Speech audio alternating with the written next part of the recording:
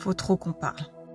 Est-ce que vous savez pourquoi le christianisme en France et même en Europe est comme mort?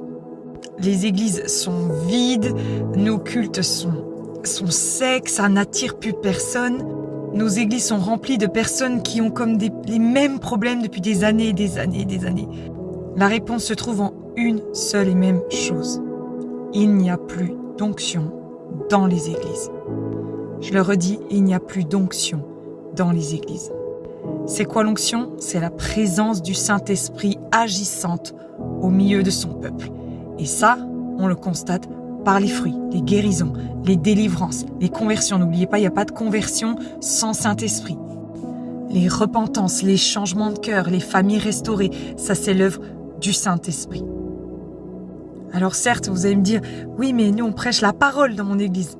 Ouais, sauf que la Bible elle te dit que la parole sans le Saint-Esprit, elle tue. Parce que tu finis par dire aux gens tout ce qu'ils doivent faire sans leur donner la puissance et ce qu'il faut pour pouvoir le faire.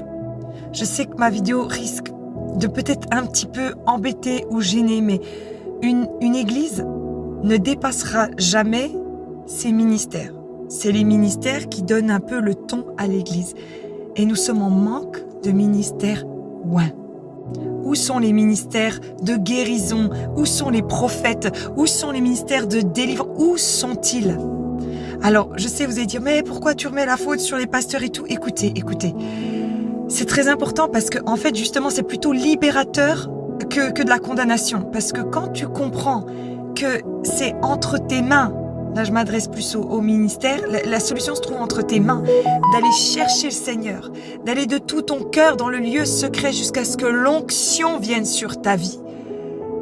C'est plutôt libérateur parce que là tu as la solution, tu as enfin la solution. Il faut avoir cette humilité de dire ok, ça bouge pas. Ma vie, ça bouge pas. Mon église, ça bouge pas. Il n'y a pas de nouvelles personnes. Il faut aller. L'onction, elle ne vient que par le brisement dans le lieu secret. Il faut écraser des olives pour avoir de l'huile. Il faut écraser du raisin pour avoir du vin. Ça passe par la croix. Et si on n'a pas d'onction, alors on n'a pas la vie, on n'a pas de puissance dans nos églises. Notre meilleur modèle, c'est Jésus. Regardez comment il fait Jésus. Jésus, il libère les gens. Il guérit les gens. Et après, il leur dit comment vivre.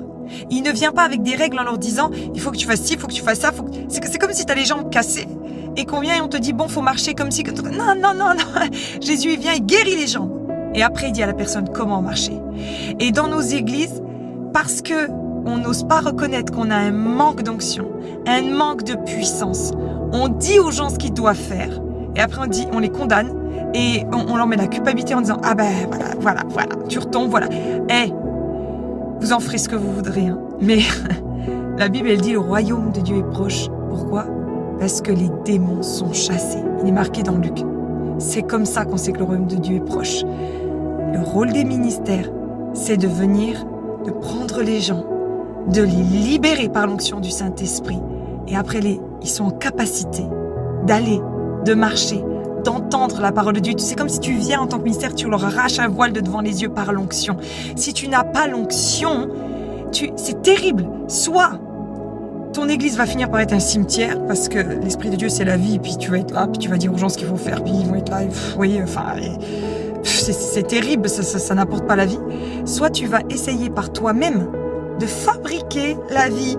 Et ton église va finir par être comme un petit Disneyland, un club et tout.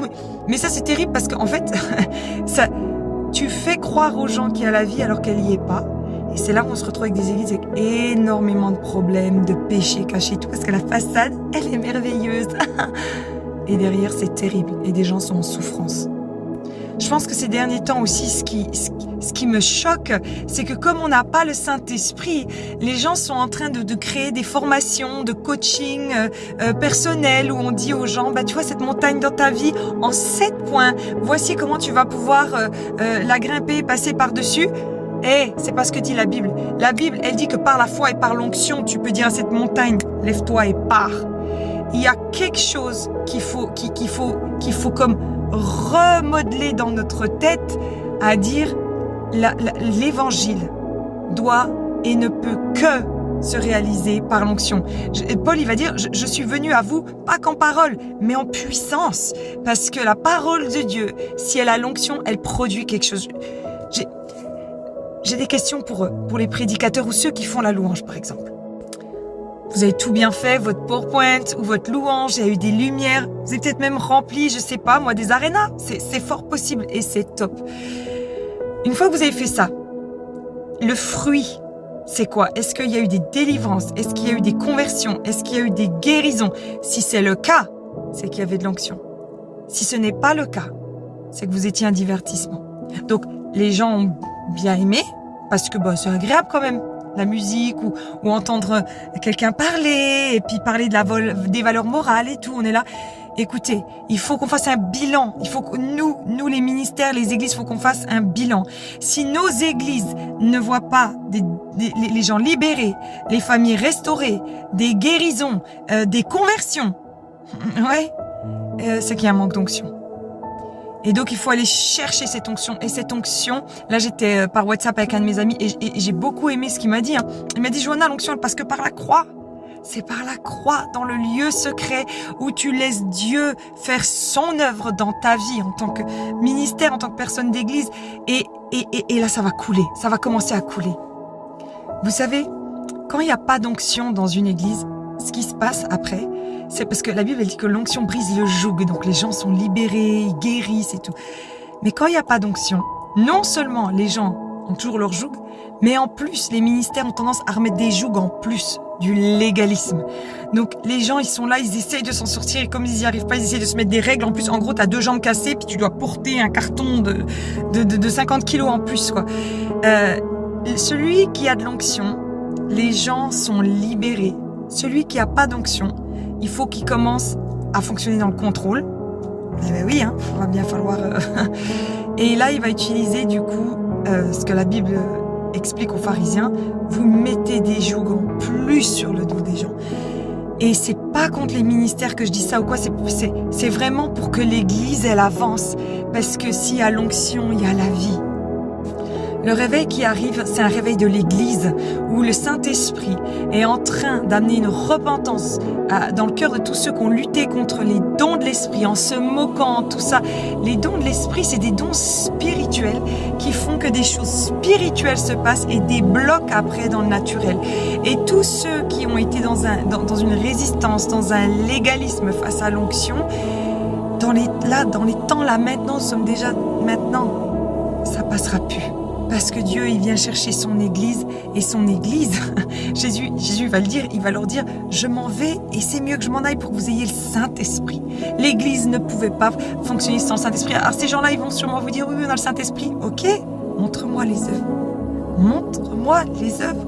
Parce que s'il y a le Saint-Esprit, il y a la foi. Et s'il y a la foi, ça se voit. S'il n'y a pas, il faut se repentir, reconnaître et revenir dans le lieu secret et crier à Dieu jusqu'à ce que l'onction soit sur nos vies. Je suis désolée, c'est certainement l'une de mes plus longues vidéos, mais c'est un cri que j'ai dans mon cœur. Église, reviens aux actes des apôtres. Aux actes des apôtres, où il y avait des guérisons, des délivrances et des conversions. Seigneur, bénis ton Église et rends-la vivante à nouveau par ton onction. Soyez bénis. Ciao, ciao.